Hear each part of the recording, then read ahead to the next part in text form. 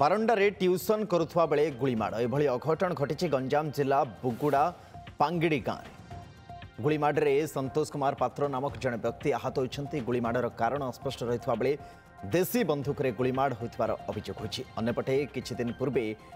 जिला पुलिस पक्षरु बेआईन बंधुक जबत लगी special drive जरिया गंजाम जिलार विभिन्न अंचल में विपुल परिमाण बंधुक गुली सहित 38 जन को गिरफ्त करा जायतिला। तेबे अंचल में पुलिस निष्क्रियता पेट्रोलिंग कम हेबा और अवहेला जोगु बेआईन बंधुक संख्या बढ़िबा सहित अपराध बढ़ुथिबार अभियोग अंचलवासी माने करछन्ते। अन्यपटे एघटना नहीं पुलिस किछि व्यक्ति को अटक रखी पचराउचरा करुवा बेले एने थाना अधिकारी प्रतिक्रिया किंतु मिल पार नहीं। रास्ता वे चल चल आसी रोड रे हठात सी आमर रोड साइड जो है पछपट दी हाथ कर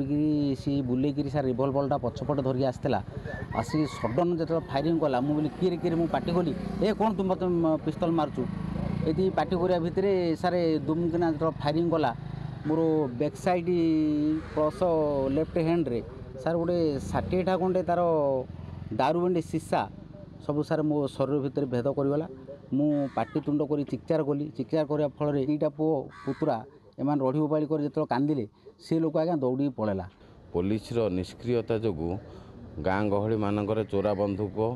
कारोबार एवं अशांतिकर परिवेश सृष्टि होता जहाँफल पुलिस प्रशासन निष्क्रियता जो ये सब होता पारे एवं ये जो चोरा बंधुक कारोबार द्वारा